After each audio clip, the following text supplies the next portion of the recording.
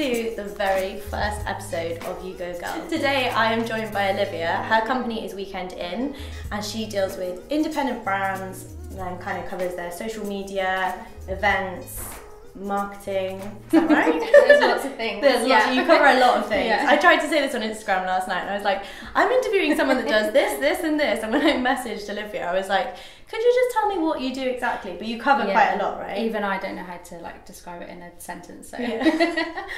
Do you want to just say a little bit about like how you would say or what you do in general? Yeah. If that makes sense. So basically, I run Weekend In, and we help independent businesses grow their audience through social media, influencer marketing, and event organisation. So quite hard to put it all together. I was like, she does a lot of things. Kind of all digital marketing, but without saying everything, it doesn't describe it all. So. Yeah. So when I first met Olivia, she actually invited me to one of her events, and it was one of the best events that I've been to, kind of targeted at influencers.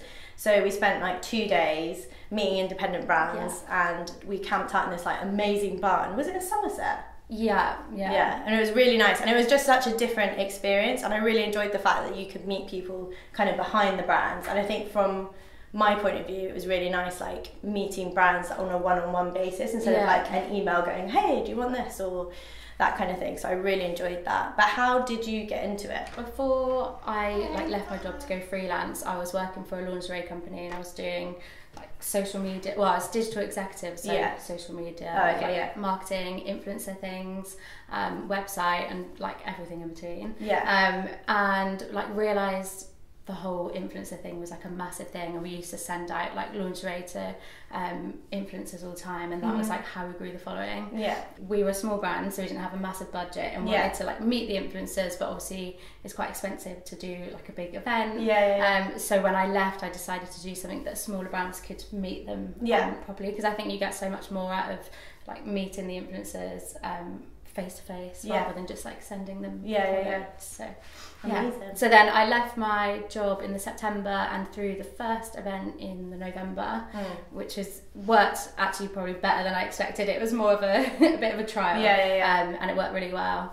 And then I was also doing freelance social media and like combined them all at the beginning of 2017. And it was more of a like agency or business. So on your average day, coming into this beautiful office, what would you say like an average day is for you?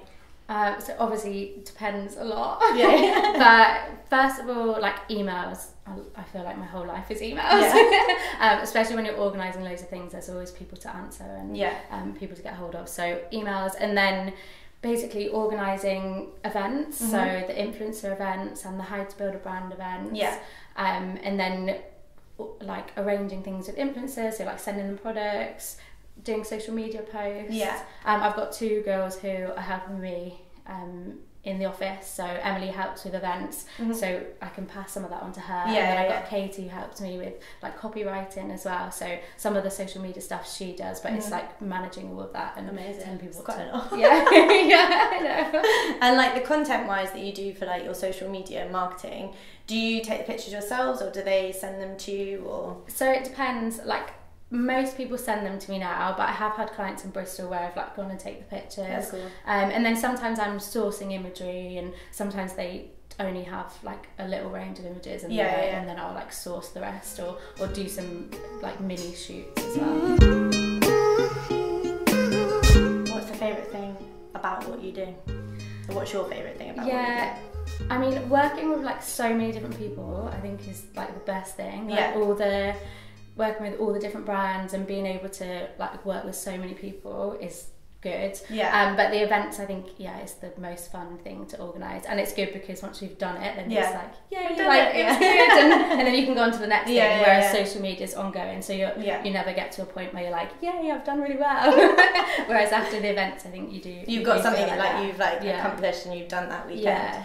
How many events have you been doing? Like in a year, how many events would you do? So the first year I did 2 influencer events. And I've done another one, so I've done 3 influencer events, and then I've done 1 how to build a brand event, which is helping like smaller businesses build a successful brand, so like visual identity, like brand values, that kind of thing. And can anyone go to that event? So they're ticketed, which is nice because I can meet lots of new people as well. Yeah. So, but now for the like coming year, I've got lots more organised. So I've got 2 influencer events already organised, but I'll probably do another one at Christmas. And then I've got like 3 How to Build a Brand events coming up, but then I'm going to have like maybe 3 more. So it's lots compared to last year.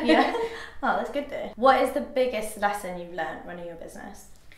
It's quite hard. There's probably loads of little things, but the main thing I think is like everybody's kind of making it up as they go along. Like I've met so many business owners like since I've started, and everybody's like, nobody really knows what they're doing. Which is quite nice to know. It's like if you get to something, you have a problem, then you can work it out. Rather than feeling like you should know everything like before you start a business. So I think that's like the main thing, definitely. Have you ever found any challenges being women in your industry? No, so I haven't had any challenges, but I think I've mainly been surrounded by women. Okay, that's interesting. So like I worked for the lingerie company, it was all women. I did like some internships before, it was like mainly women, and then like the brands at the events and the influencers, it does. So I don't feel like any different being a woman because I'm surrounded by women all the time. And have you ever felt anything like, was there ever any like competitiveness, or was it generally everyone kind of supported each other? And I think that people think that it's competitive, but I think that actually like it's such a community, and like even like Instagram and even people that are doing a similar thing to me, like it is still a community, even though like maybe we should be competing, but I don't think really people are. Good. I think people want to support each other, and like there's always room for new people. So I think that as well. I feel like if you're confident in what you're doing, then I feel like other people kind of see that and they want to. Also, people can learn off people as well, can't they? So it's like if we're doing this, it's like, oh well, what are you doing? Can we support each other? Yeah, definitely. Like, and I know people that are doing the same things as me, and it doesn't matter because they're doing it for different people, or they've got a different style. And what's next in your career journey? So I think like growing the team is the next thing. So as I said, like I've got a couple of people working with me, but just part-time, like 2 days a week and 1 day a week. So I think growing that and having people here full-time that can help me with like all the different things.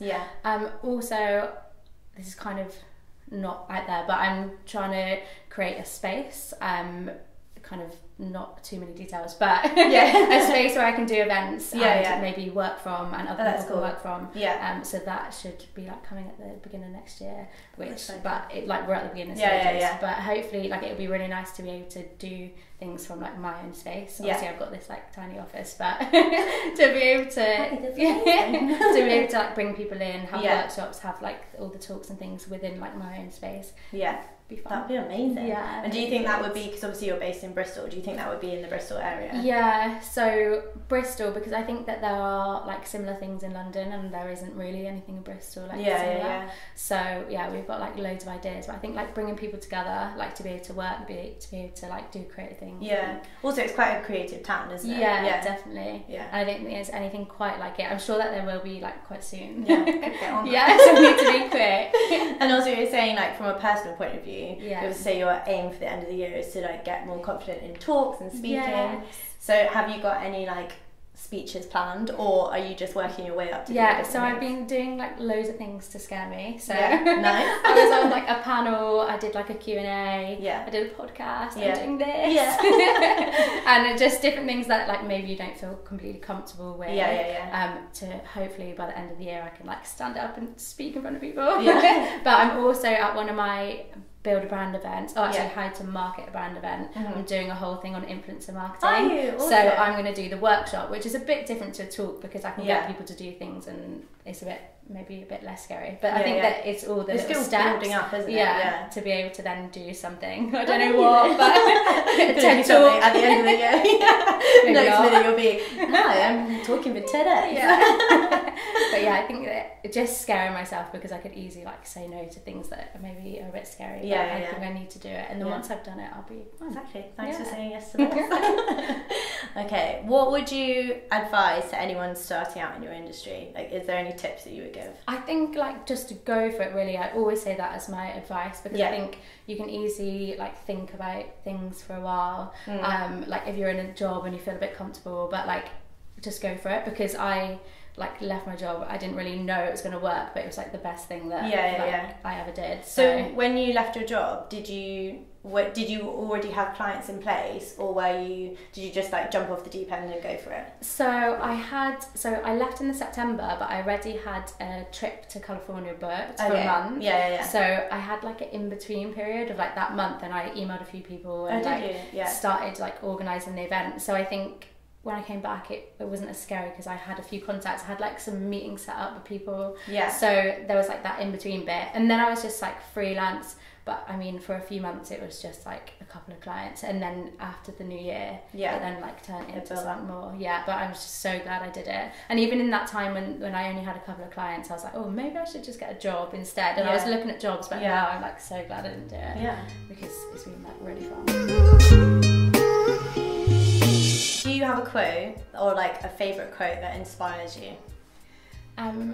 Yeah, so I've got the Anthony Bourriel, do you know? The Anthony Bourriel like poster, quite a lot of people have got it, but it says like work hard and be nice to people. Oh, and I feel like that's like that's your mantra. Yeah, definitely. Like I think just being nice and also working hard, I think that is definitely. Yeah. But I have seen it a lot around, so it's kind of like thrown around a lot, but I think it's really good. I think, that's a really good thing. Yeah. So this is the part of the episode where I actually ask you guys to ask a question. So I went to Instagram and Twitter this week and got people to ask questions for Olivia, and I have picked 2 of them. So the first question is, so it's actually from my friend Nicole Eddy, who is like a fellow influencer, and she asked if you had any tips if you were reaching out to a brand, say you're an influencer and you were reaching out to a brand or an independent brand, how you could sell yourself in a way that the brand would then pay you for the work that you do as well, if that makes sense, and not just I don't know if you could answer completely, but just in terms of like any tips about doing that instead of like the brand approaching you, if that makes sense. Yeah, so I think the main thing is just like outlining it as like an opportunity for them and just showing like all the things that you could do for them or all the benefits and like it is a business opportunity, so like going at that angle with obviously being nice and complimentary as well. But I think just showing exactly what you can do for them, like outlining all that. Because I think that's the only thing with like us in terms of like our side of it. Obviously, like we're very casual with each other and stuff like that, and I think sometimes if you don't approach it in a kind of business manner, I feel that sometimes brands wouldn't be that they're like, oh, they're just asking for free stuff, or instead of seeing the like kind of transaction, if that makes sense. I think even like a proposal, like you would do that in a business sense, why not? It is a little bit tricky, and some brands won't get it, but maybe they're not the right people to work with. But, that's true. I'm sure that some will, and they might be like appreciative that you come to them rather than them having to like find out from you. Okay, Nicole, that is your tip. And the other one is there was a girl called Emily on Instagram, and she asked how you find your clients. Which obviously you don't have to do it. This is what I do. No, I think like networking is the main thing. Just meeting people. Like all the clients that I've had really have been either like people that I meet or people that I've met through someone else, or people have like recommended me. That is the main thing. Some things like I have had people on Instagram and like approach me through there. So obviously building that as well, like building your social and showing that you can do it well. And then they might want you to do it. But I think networking, like getting out there as much as possible. I'm quite lucky because like the events that I do, although I didn't realise, it is like a marketing opportunity for me as well. So it's like showing what I can do, and meeting all the brands, meeting the influencers. So there's always like new contacts. Yeah, definitely. So I think just getting yourself out there and meeting people, talking to people.